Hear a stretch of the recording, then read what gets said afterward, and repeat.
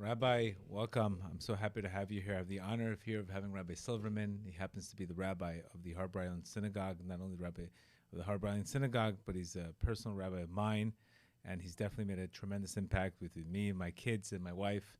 And I think there's no better guest to have here on the subject of parenting.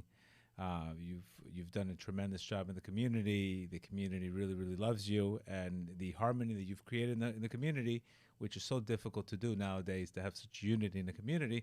I said, I have to have you on, and I have to share you with the world. Even though I know you don't like to be shared, you're very private, but we decided to have you on for a podcast, and we're going to ask you, Rabbi, we want to ask you a lot of questions about parenting, and we have a lot of young fathers and young mothers, and we all need help on parenting. Definitely, this is today we see teenagers. It's such a crisis today, and anything we can get help on parenting, especially parents going through divorces, etc. We really want to get your opinion, especially me. And this is more for me also. And thank you for coming here, Rabbi. Thank you, Gedale, for having me. I'm really only doing this for you, as you know. My first time ever recording live in a recording studio. Usually I'm used to standing at a podium and speaking to people. Correct. And this is my first time. But for you, Gedale, absolutely. I went out on a limb and I readily agreed. So I hope something good and positive will come from it anyway. But again, the rabbi's teachings are based on Chabad Hasidus. And again, Rabbi has written a book, a few books, right? You're working on a second book. What's the name of your first book, Rabbi? Eternal Values. Eternal Values. Beautiful. And your wife also, we have to give the wife a compliment also, right? The wife says, you didn't mention my name. Your wife also is again, both of you have made such an impact on our lives, me and my wife's, and we're just completely grateful to have you. So, Rabbi, I really want to ask you some questions, some of the questions that I get asked. Obviously, I have a 14-year-old and young kids. So I don't have these questions, the answer to some of these questions that I'm sure you have. And I want to start really, what's the first step really, and why do we need a rabbi to teach us how to raise children? Right. I mean, a good self-help book could do the Correct. trick. Why do we need a rabbi? So really, what's a rabbi doing sitting in here? And that's an excellent question, a good starter. And I think, in my humble opinion, and I want to suggest, actually, as an answer to that question, that there is something very unique in Jewish tradition, something very unique in the Jewish point of view about how to raise a child that sets it totally apart from the normal, useful, very, very good and insightful self-help books that are out there for parents. Parenting, as I always say, there are two jobs, the most important jobs in the world that we're faced with in life. And for both these two jobs, which are the most important, have effect for generations, we are never trained for them. And that is number one, marriage, and number two, parenting. You said that to me. Yes. So, yes, and we all of us are in need of guidance and help. But there is something unique about the Jewish point of view and the Torah, Jewish tradition, that makes it actually a totally different undertaking. And I think in a nutshell, to make it very, very to the point and succinct, there is a very big difference in the love that parents have for the child, depending on what it's based on. Most parents' love for their child is biological. It's based on the fact that a man and woman have a child together, and they love that child because the child came from them. The Jewish tradition has a different point of view. The love that parents have for their child is not a biological love so much as it's a love because the child came from God. The Talmud says there are actually three partners in the creation and conception of every child. There's the mother, the father, and there is God. The mother gives the substance of the child. The father dictates what kind of a Jew the child will be, grow up to be, and God gives the essence. And there's three facets to every human being, three facets to every child. And therefore, really, the way that Jewish parents should be looking at their educational or upbringing duties, so to speak, if you want to call it that, or the joy, the mission of bringing up the child is, God entrusted me a part of himself. This child has a soul, which is a part of God. And therefore, he's entrusted me with a part of him, so to speak, to raise and bring into the world.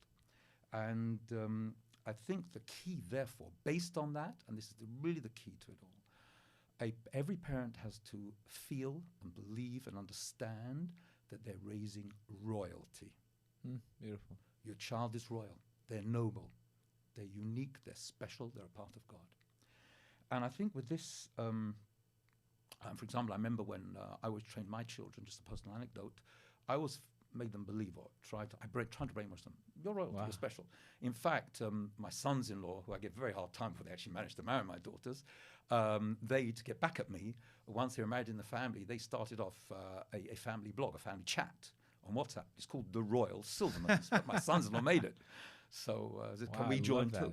So I told my children, my daughters, especially when they were meeting boys, I said, I just feel bad for you. You've got to marry a commoner, but that's okay. You're royalty. So anyway, I did in a humorous way. I gave them this feeling that actually they have that spiritual specialness to them, as every Jewish child has.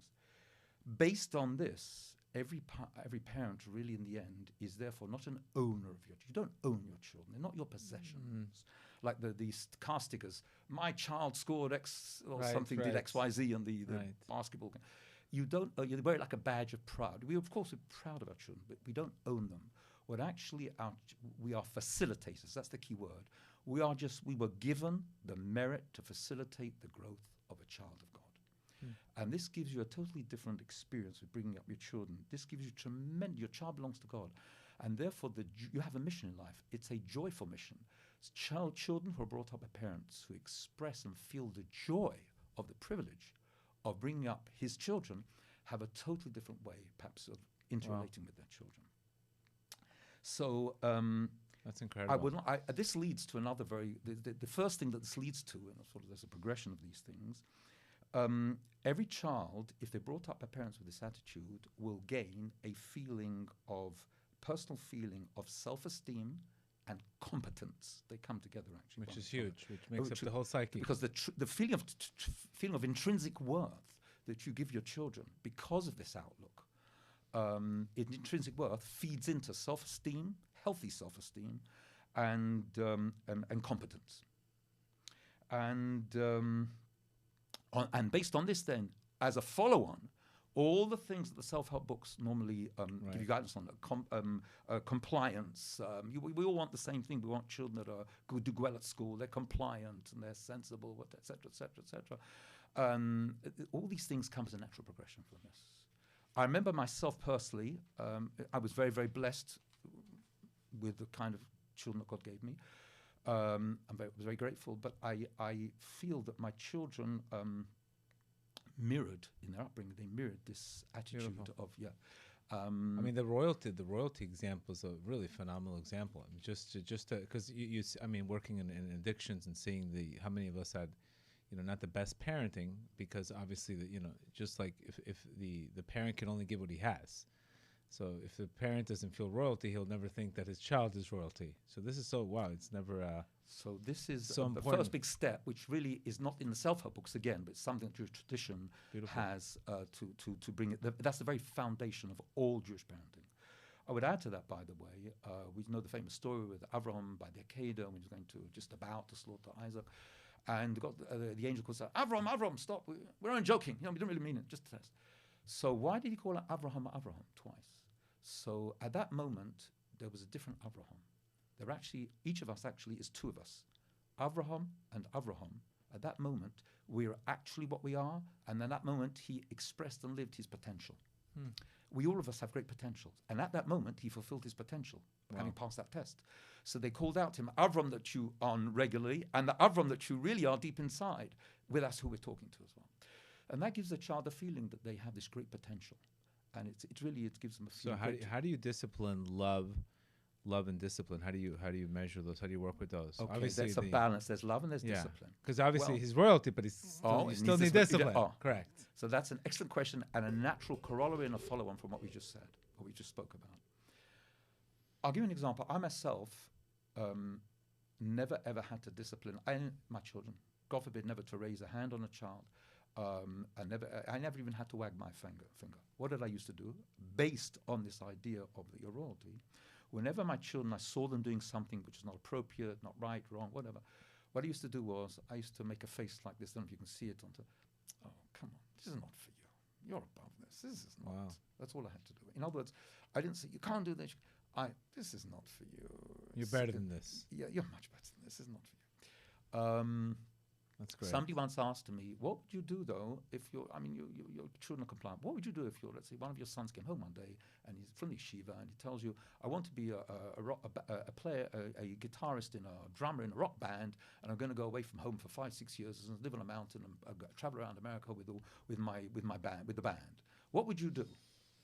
And I answered this person. I said, if I would tell my son, if you can convince me that this is the right thing to do and it fulfills your potential and it's the best use of your abilities, then I would give them my blessing. Wow. But it has to be in others. The discipline is this good for you? Ask it. Think. It's not just me and you. It's about you want to do this and I want, as your parent, I want you to do. So we've got right away a confrontation there. So I find, is this in your really best interest? Is this really good for you? And are you? I have one of my children was, one of my daughters was a little bit more the party type. And she had this thing going back many years ago now when we lived in Miami Beach. Every Saturday night, she drove already. So she wanted to go out, drive to a local, there's only actually one kosher restaurant in Miami at that time. I remember. Sarah's Pizza Sauce, whatever it was. She wants to go there Saturday night. She's a fun person. She loves life. So my wife and I we didn't let. My wife keeps told, well, there's a lot of drunk driving Saturday night. So my daughter's very clever. She wants back. You think all the drunk drivers are lining up outside the house? Wait, Normie's there. Let's go for it. Right. Chase her. So anyway, it was, she said, you're ruining my life. And I explained, I want you to think.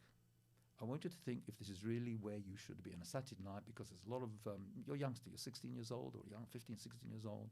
And there's a lot of mixing of teenagers, perhaps above your age there as well. I think if this is really where you want to be, whatever. Anyway, we should have only had that issue back then. Yeah, right. Bottom line is, it was only after when she got married, she thanked my wife. She said, I want to thank you for guiding me on that path. She realized then it was the right thing to do. So in other words, there is a way of discipline. You get them to think about it. Right. What's the good in it for them? So certainly discipline, but the main thing is because you don't really need so much disciplinary pressure when the children senses you're bringing them up with a sense of joy for the mission you're entrusted with.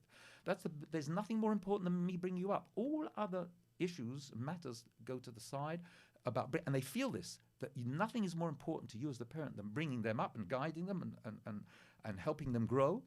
And you do it with joy, you have no problems. At least I found this in my experience. So I guess there has to be a united front from the parents, because let's say, for example, the parents are fighting all the time, then that message is probably not be so effective. Well, if there's a difference of opinion, this can be a big problem. If there's a difference of opinion between, let's say, the mother and the father about the level of Judaism or practice or outlook, which is very common. For the sake of the children, it's very important to try and find common ground. On the contrary, if actually the parents, perhaps the mother and the father, if they have differences about this, would discuss it and talk about it and find some common ground for the sake of the child, because to get mixed messages is not, my parents haven't got one voice on this. It's not, I wouldn't say confusing, but it is confusing for a child. But even more than that, it already it's cracking his inner sense of being and rock. It's an anchor. It's not a good thing at all. So for the sake of the child, there should be a common voice. In other words, the difference of philosophy, of outlook between the mother and the father in Judaism should not be acted out in the arena of the child's upbringing. So there should be a way where, and usually if parents have goodwill to each other, and they both of them love their children very, very much, beyond the differences of opinion, they will not want to act out their differences in these things by using the children as gladiators in this arena. They would want much more to have there's just tremendous challenges in this area. I mean, I myself, I went through a divorce, and obviously we weren't on the same page originally with one of our daughters. And there's a tremendous challenge. There are two issues. Yeah, there is the issue of the personal relationship of the parents and the of Judaism. Yeah. So the Judaism, I say, should be one voice. But coming now to, you mentioned divorce, coming now to personal harmony. One of the most important things for a child in a functional household is to see, believe it or not, that the parents can have fun with each other. They're happy. They're happy with each other, and they can have fun together. The same example that, one of the children, you're babysitting tonight, Mum and Dad, we're going out for a date. We're going on a date. We've been married for 15 years. We're going on a date. We're having fun. Children like to see this. Sure. Children like to see this. They like to see that the parents enjoy each other, that they have fun together, and they have discussions with each other. and it gives a child a sense of a steadiness, serenity, and solidness. And therefore, there's really, as far as they're concerned, there's one voice in the house. So yes, so in other words, if there are differences which make problems in the harmony between the husband and the wife, as much as possible, the children should not suffer from such differences. Adults were wise enough to get married, and God forbid they have to get divorced, but they should do it outside of the arena of the children. And certainly if that happens, the child should be, and the child becomes aware of it, I would imagine the best thing to do is make the child feel, listen, Daddy and I, or Mummy and I, we are still getting on with each other, talking, and you explain to them about being married or something. There has to be a way, in other words, to make the child feel it's not the end of the world. It is the end of the world, but it's not the end of the world. But in the case, yes, you'd have to put enough. I mean, because you could see today the majority of therapy today is definitely healing the inner child. And I think David Lieberman always says a great line: "It's never too late to have a happy childhood." That means at the end of the day, you were not the your mother wasn't able to give, your father wasn't able to give, but you can at least get past that. But it does affect tremendously, and I see people today and they're basically mirroring their parents' behavior. And unfortunately, this goes intergenerational, and it goes on and on through the generations. And one of the what you do for the sake of the children, which is really in the end the most important mission that you have in your life, to make it not the pain you've suffered and gone through, people have gone through, should not be mirrored and expressed into their children or projected into their children. One of the ways around doing that, besides I said projecting a joyful parenting attitude, besides that, I think also it's very, very important that to treat them like adults. In other words, for example, I never spoke baby language to my children, even when they were very, very young. I always spoke to them as adults, and that gave them also a feeling that they were on a certain par with me. For example, the Shabbat table, I would ask my children, so what's your opinion about such and such a topic, something of the news, maybe. And, my father wants to hear from me. And it trains them to think, it makes them feel the value. And the same thing is when you have this trauma going on, perhaps between a husband and a wife, and it becomes intergenerational, and they project it. The way to not project this is to discuss different things with the children. In other words, the child should have an island of their own in which they're brought up, and you discuss different issues with them. You show them you value their opinion. So you have two personas. You have a persona that is between the wife and the husband, so to speak, if they're not getting on, unfortunately. But much, much more important than that is the persona that you project to your children. So they should be insulated as much as possible from that. But certainly, they do say hurt people. Hurt people. Correct. Unfortunately. And that's something that we have to learn on the job. You have to learn it, yeah. Am I hurting my child? Am I hurting my wife, my husband, whatever? Hurt people. In other words, why am I doing this? Because I was hurt myself. But why is that a reason to continue it? So I'm the one that is given the job to pick up the pieces but stop it. How important today is to teach? Rabbi Arush always says that if you give a kid if you have faith and you give a kid an iPhone, you'll still catch him. But if he doesn't have faith, you don't teach the kid Emunah, you give him an iPhone, you lost him. So how important is to teach the fundamentals of even how to get up? Things are going to happen. There's everybody has some kind of trauma in their life. And the importance of raising resilient children is resilience so key. In a marriage is very important. Resilience. All marriage guidance or marriage therapists, certainly Orthodox world, I've heard from them. They all say resilience is a key word. Correct. And that brings us actually, and resilience for children, one of the most important gifts. I know if I had my father and mother back again, they've long passed from this world, but if I had them back again, I would want one thing from them today, and that is, I don't think you taught me enough how to deal with problems. Wow. You had great expectations from me, and I hope I lived up to some of them. I think you did, Rabbi. Not quite the way my mother perhaps thought, but anyway, she always wanted me to be an eye surgeon or a brain surgeon. That didn't quite work out.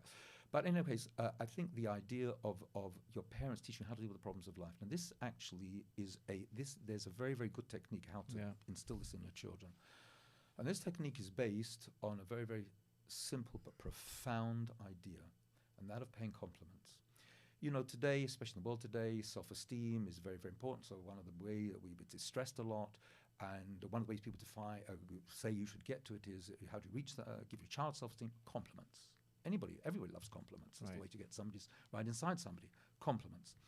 There are good compliments and there are bad compliments. Compliments, actually, by the way, we learn from God. It says when God created the world, he says he created the heavens, the earth, the sun, the moon, the stars, whatever. And after everything he created, he stood back, so to speak, and he looked and said, you're good. V'yalakim kitov, he saw it was good. He paid it. Well, everything God makes. He paid a compliment to man, you're saying. Man, everything. He's teaching us. wow. But man, Look at that. he's teaching us a lesson. It's not just enough. You have to learn the art. God could pay us a compliment when he created us. He said, I've created you. You're not just raw material. I'm telling you, you're good. I'm telling you. Part of being a human being is believing in yourself. For me, the world was created, the Talmud says. What does that mean? I believe in myself that God thought it worthwhile. The world could not exist without me in the world. I'm needed. I have a valuable job to do. Right. And this parents can give by giving compliments, but there are good compliments and negative compliments. If we give our children, if we tell our children, oh, you're the best, you're brilliant, you're smart, all the time that's all they hear, we're actually doing them a big disfavor in a way. Right. Because we're making them, they're going to grow up, quite likely, it's quite probable they'll grow up to be risk averse. Why? Because have a fixed mindset. Because they will be frightened, they'll be fearful of anything new and trying anything, taking any risks. Okay. Because maybe it won't work out, and if it doesn't work out, people see that I'm not as great as I'm made out to be. So they'll have a fixed mindset. On the other hand, if you train a child that yes, you did make a mistake, but you know what? Let's analyze it. Let's see what can we learn from this. And it's okay to make mistakes. You're giving them a very good compliment in a way. It's okay to make mistakes. I still love you. You're good intrinsically, but you did something not so good. And in this way, they're not risk averse because they understand if I make a mistake, I can survive it. And this is something that children need to be taught. I used to ask, not every day, I used to ask my children 3 questions quite often when they came home from school. I used to ask them, first of all, did you do any good today? Did you do something good today? I want to think, what does it mean to do good? I like that. That's number 1. Number 2, did you ask a question today? Question. You have to question life. You have to ask things. But number 3, and I think this is perhaps the most important, but not always the easiest to answer, did you make any mistakes today? Wow. And if you did, I'd like to talk to you about them. Because I wanted my children to know that every human being is capable of great things, but also capable of making mistakes and capable of messing up. That's great. I love that. And capable of messing up. And you need to have enough intrinsic self-worth to know that that doesn't affect your essence. You're as good as you always were. But yes, you have some learning to do. And these are learning experiences. And this itself gives a child a lot of confidence that they can go through life. Because as I say, we all do make mistakes, and it's really those that are able to not so much rationalize them, but certainly basically live with them and grow from them. And these children, not everybody gets that technique when they grow up, especially if you have a little bit perfectionist parents. Sometimes they expect the greatest from you. You don't want to let them down. You want to live up to expectations. Right. So therefore, you're terribly frightened of making any mistakes. So, and that's a very negative way to go through. It's funny because my wife always says, she always mentions the word effort. You got to put effort. Oh yeah. Yes, and that's the greatest thing of all. It's the effort. It's the effort you get rewarded for. Yeah. Not for being a perfect icon. It's the effort. It's the effort for sure. So basically, don't call the kids you did good. You did good. You did good because you put effort. If you didn't do good, it's because you didn't put effort. Doesn't matter the total there's score no in name. the There's no name. There's no this. Either you do put effort, you do good. So teachers are basically it's a growth mindset. Instead of growth mindset, exactly. Right. And actually, this is one of the greatest things you can give your child, this ability to see life through this lens. There are 2 things in life. There's information and there's education. Information is what you go to school for and you get in college. But in education, you will not get there. Right. Education is what your parents give you. In college, they won't tell you how to deal with the mistakes of life. What's the true definition of doing good? Right. What's your true inner mission in life? It's about information. So there, the score counts. Right. But in parenting, it's not the score that counts. Right. It's, like you said, the effort. What really how you worked on it, and how you brought the best out of yourself and applied it to what you were faced with. And this is really what parents can. Right. In life, you get I believe in life you get the test and then you get the lesson. In school, you get the lesson. And then you get the test. Yes, that's a very good way of putting it. Yeah, it's exactly the opposite. Right, we get the opposite. We're not prepared for these. We're not prepared for the test. School, even the best schools, give, in the end, 1 or 2% of your child's makeup. That's incredible. 98% parents home, friends as well, but parents and home.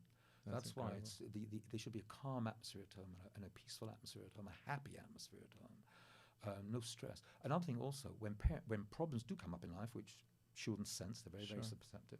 I remember as a child, when something major happened, which was very, very negative,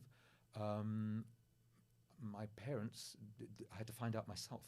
And I thought, oh, are my parents dealing with this? Because if they can't deal with it, then my world is finished. But if children see, even though there's a problem, whatever it is in the family life, but the parents can deal with this in a constructive, calm, trusting manner. This gives the child a lot of confidence. Oh, if my parents can deal with it, it's not the end of the world, and then I'll be able to deal with it too. It's amazing how we get. So basically, your life is your lesson. We have to demonstrate more and instruct less. And this is one thing thank God I'm able to give a lot of charity today, and it's only because I was sitting in my grandmother's house in Miami Beach, Becky Sackham, may she rest in peace, and I just saw her give charity, and nobody told me nobody told me to give charity, and she demonstrated it. I did exactly what she did, and you learn everything from I learned from watching. Personal example, the power of personal example. They'd say there's a famous saying, you don't raise children, you raise parents. Wow. You raise parents. It's the power of personal example. It is so important that children take it in, they watch you, you mold them as you behave, how you deal, what you say, everything. They watch everything like sponges. So really, more than the school, school gives you 2-3% of your makeup. As I say, 98% from your parents. And the grandparents, the family, everything comes from them. And that's why it's so important to set a positive, uplifting, and a good example to your children. They will follow you. It's funny, Rabbi Nachman always used to say, first be happy, then be religious. I mean, the whole concept is that when you're losing all these kids they're running away from religion or running away from spirituality because of the lack of happiness. Yeah, absolutely. An unhappy person is not truly a religious person. It can't be because he's not happy with God. He's not happy with the religion. Not happy with himself. Whoever, not happy with it. Whatever. You can't. It's so important because the at joy, the end of the day, if we don't have, usually the people's relationship with God mirrors their relationship with their parents. I mean, you see this all the time. Totally. They view their creator as, if their parents are stingy, they view it, how could my creator give me such a parent? Right. So there's so many stories. And there's not only generosity with money, by the way. Right. There's also generosity with everything that you have. For example, I made a point when my girls were already teenagers. My boys in yeshiva already, but my girls were at home still in high school, and they lived at home, and they were teenagers. I made a point when I had my office in Miami Beach in those days. I used to get visited. I was visited by many itinerant traveling rabbis who would come, and so they used to come and they used to sort of interview me to see what kind of donation I think I would give them. Meanwhile, I was interviewing them with this candidate, be with this person, this rabbi, be a good candidate to offer to him to come home to me for Shabbat, be my guest, sleep over, and be with me for Shabbat. And in the end, I invited many of these rabbis. Ended up staying in my house for Shabbat. And I trained my daughters this way. They were helping my wife. My boys weren't at home. My wife was fine with it, good with it. I trained them. You can share your home, open your home, have people live in it, stay in it for Shabbat. You can serve them. And they today have very, very open homes. And I think that's a result of setting a personal example. You don't have to be frightened. It's okay. You can deal with it. You can deal with it. It's okay to have. And it's a good thing. So again, personal example. All the good characteristics that they'll have usually will be from your personal example. So everything we do, we should think, what will my child think about this? Right, nervousness, this nervous energy, anger, all those. Yeah. Nachman says an angry woman can destroy a house. So can an angry man. Anger is very, very bad. I mean, the Talmud says that you lose your whole spirituality. In fact, it says you shouldn't ask advice if you have a problem. Before you take a course of action, you want to ask advice. Don't ask advice from an angry person because they lose their seichel from their anger. So anger is very, very bad. And shows that means you're losing yourself. So it's a lack of faith in God as well. God's not running this. I mean, he's made a mess. So, but belief in God that he's still running the world. So obviously there's a purpose to this. More calm. Wait and see. Always wait and see.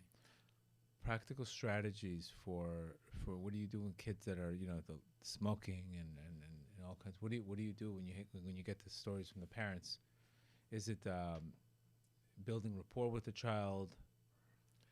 Because this is it's a common thing. Yes. Peer pressure. There's tremendous peer pressure on children. And how do you deal with peer pressure? How do you deal with the right self-esteem of the child? Like I used to, that's not for you. That's really the key. They'll rise above it.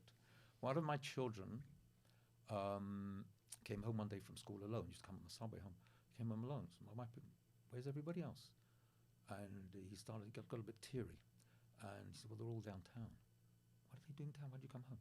He said, they go and they're involved in doing things that they shouldn't be doing at that age. And I said, I refuse to do it. So I came home on my own. Wow. He was a little bit teary. He could, and we spoke with him about it. I said, you did the right thing.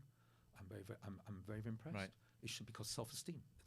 So again, good self-esteem, you won't feel so much the peer pressure. It's not for me. Another thing, also technique I gave my children. People get confused today, especially in society. What is the difference? They get confused that which is average and that which is normal. They think because the average child smokes and does all kinds of things, so therefore my friends are doing it all. They come home 5 o'clock in the morning after a night out, a wild night out. All my friends do it. People think because it's average, it's normal. But I explain to my children, it may be average, but it's not normal. That is not normal behavior. This helps. What is normal today? Normal today. That's the question. Normal today is. That's a very good question. And normal today is the example you set your children, and that they should, through your post example, they should feel that they've had a happy upbringing, a calm, connecting, spiritual upbringing, connected to God. They have confidence that God's always going to be there for them. One of my parents was a very big warrior, and that impacted me, because I thought, can I really, if it's so bad she's worrying, can I rely on God? You shouldn't project your worries on your children. So again, there are techniques you can do. The good upbringing is one where they won't feel that they're lacking anything from their home life that they have to complement it despite peer pressure. And another thing is, one of my daughters was asked once by somebody, well, why? You're more of a party person, your nature is. Why did you grow up as well as you did? She said, I could never do it to my father. Wow. I could never do it to my father. She said, I couldn't do it. The royalty thing is, I really love that. I think that's a big thing. I mean, it's a major goal, but if you think about that, your royalty. Absolutely. And it sets you above, it sets you right up. And therefore the peer pressure is less peer. I wouldn't say there's not peer pressure. It's less peer pressure. Correct. There's less pressure. But your identity's there. Your identity is there. It's just not for me. It's not, like you said, that's why I said to my kids, I never had to discipline them. Not once was I had to raise my voice. This is not for you. Right. And by the way, you're going back to that self-esteem. Correct. So, so what would you do if you find out that your child is involved in these things? You have to have a heart-to-heart with your child. Where did you get the urge from? Where does this come from? Why do you feel you need this? Why do you feel, is there something lacking what I'm giving you? And bring you, is there something lacking? So, you become vulnerable yourself. You talk openly, because one-on-one, you open. Let them feel that they have the confidence. You have confidence in them. You can run up to them. And you have to give the guidance. If it's peer pressure, you have to get around that. If it's simply, I wasn't thinking, I wasn't. Right. Okay, whatever it is, you have to be there for them. You have to always have love for them. Never ever ostracize them, however bad it is. Try not to ostracize them. They have to have a place in your family.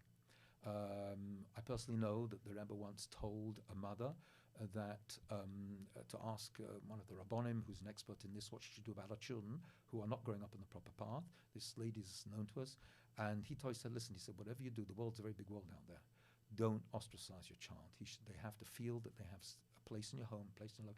Some of these issues they work out themselves, but always make them feel that you love them. They have the intrinsic worth, but they're making a mistake. They are making a mistake. They're making a mistake, and let us work it through together. The worst thing you can do is when you have a child that comes home from school one day, and this is applicable to this as well, and the mother got a telephone call from school. Your child, Charlie, was acting up again today.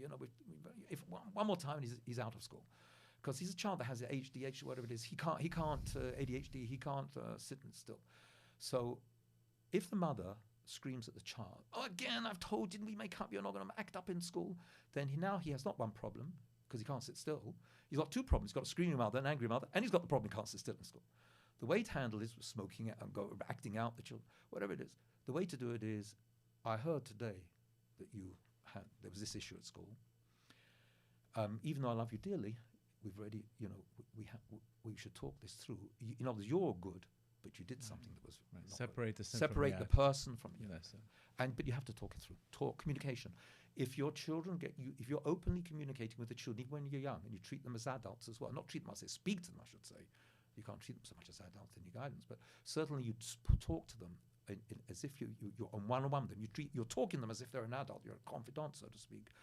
Then they have confidence to come back and talk to you, and they'll tell you why or how this happened to them, and you'll have communication. Communication means already you're on the same page, but they're reading a different line. But that's much easier to solve. And Chassidus speaks about, a lot of Rabbi Nachman speaks about, even before you have the child, to have the proper thoughts while you're having even that's where it really starts. It starts even before you even very very beginning of conception. Before the beginning of conception, you really have to recognize that's where it you're starts. carrying a very special holy seed, a part of God. It's a part of God. It's so important. And in all these things as well, but I forgot to mention as well. There's another word. You want competence and confidence to give to your child, but how do you get it? Through consistency. It's the 3 C's. Through consistency. Parents have to be consistent in their outlook, their attitudes, their I won't say the demands, but how they interact with the children. You mentioned before something about parents who have different religious points of view, and this can cause a family in our community, husband, wife, young children, asked to speak to myself and my wife about a problem. The father had advanced in his Judaic connections and keeping Shabbat, etc. The mother, meanwhile, through no fault of her own, but she had no Jewish education because of her background, whatever. And it was too much for her to handle at once. So she still drove on Shabbat. Meanwhile, the father was walking to shul. But she used to drive, she'd go shopping, whatever. Once in a while she'd come to the synagogue. And for the children, they felt this was, but Mummy doesn't keep Shabbat. Why should we keep Shabbat? Right. This was already causing a problem. Or one child, yes, one child, no. So what I said was, I said, listen, you have to explain to the children that there's different ways of keeping Shabbat. Mummy also keeps Shabbat, but she's just not at that level yet. But she's also a Shabbos keeper. In other words, we're on the same page. We're reading from the same book. It's not all or nothing. Got it. It's relative. So in other words, Mummy's also a Shabbos keeper. Mummy's also this. Daddy's also this. But he's on this page because of his background, and he grew up such a place, parent, whatever. And Daddy grew up this way, whatever. But they both keep Shabbat. The difference is that Mummy's on this level, and slowly, and once you have that it's a commonality. It's in a way of being consistent, really. Children like to see consistency. And that's why being consistent. We keep Shabbat. Yes, Mummy doesn't the way Daddy does, but they honor and respect Shabbat, yeah. Beautiful. So that's a way also. So in other words, you can overcome differences that way by, in other words, having sort of an overall agreement, or we're on the same page, yes, absolutely, Shabbat, Friday night, Shabbat table, whatever it is, whatever the issues are.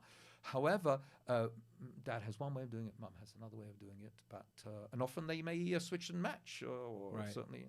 Hopefully. When you have a discussion with your children, perhaps you have an argument, I found a very good technique. I did sometimes with my wife as well. I found a very good technique is to I said, you know what, I've heard what you said, you've heard what I've said. Obviously there's some gap between us. I want to argue now your point of view. I want you to take my point of view to argue it, and then we'll try from there. And I did this with my children, it worked a dream. Wow. Yeah. I'll argue your point of view now and see if you can demolish it. And I never had any problems after that. It was always that they saw right away because they were arguing my point of view. So they verbalized it. It wasn't me against them or him or her. It's with your wife, it's the same thing, or husband. It's actually, it's just about what the truth, what the issue is. Let's get to really what the issue really is. Right. And so if you let's reverse the roles. I mean, my wife has had like a lawyer in any case, so it's quite enjoyable to argue, debate with her. So, but I find it's a very good technique. But with children also, you take their point of view now. Okay, now let's switch. Table, Take switch. yours, Yeah, now I'm gonna argue from your point of view. I'll argue from. It works a dream. Wow. Usually you end up laughing. Usually Beautiful. fall on the floor that. laughing at each other. Yeah, because again, it's all the personal attacks and the emotions. That's what makes everything. No. Never personalize it. Never do terrible damage in a marriage, but certainly with children, never personalize it. The intrinsic worth always has to stay. The belief in them. I believe in you.